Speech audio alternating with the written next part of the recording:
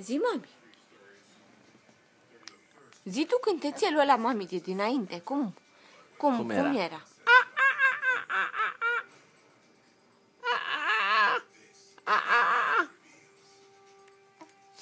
Zi, tati, nu știi.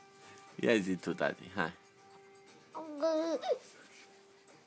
Cum mami a făcut tu? Cum mami? Nu mai vrei să cânti așa ca înainte, mami? Cum a cântat tu, mami, înainte? Așa, mami? Dar ție aia, mami? Cum a cântat tu, mami? Cum? Cum ai zis? Cum ai zis, mami?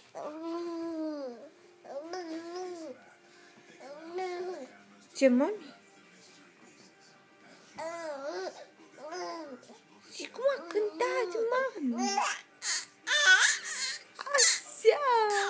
Așa! Așa, mami!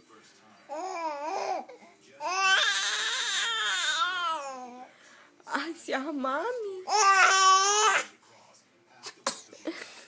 Sănătos!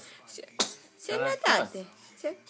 Încă o dată! Sănătate! I-am curățat năsucul de astfel, nu da? Nu zi, mami! Și mănânc un pic. Cum, mami? Așa? Așa? Așa, mami?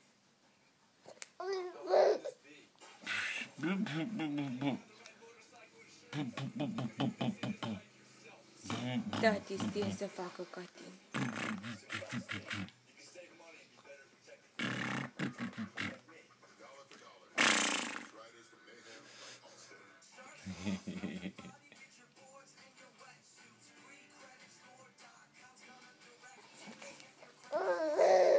Așa, mami. Zi. Zi, mami. Ce-a făcut mami, tati, către tine? Te tot sperie, mami. Ham. Mă vezi, eu imediat plâng. Spune-i, mama. Imediat plâng. Ham.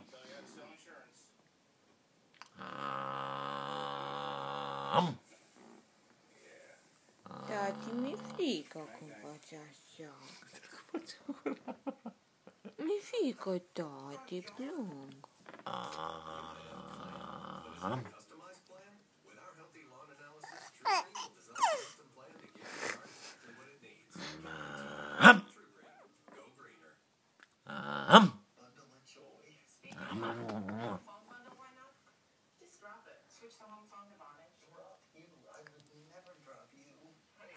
Nici nu râde, nici nu plânge. Nu prea știe ce...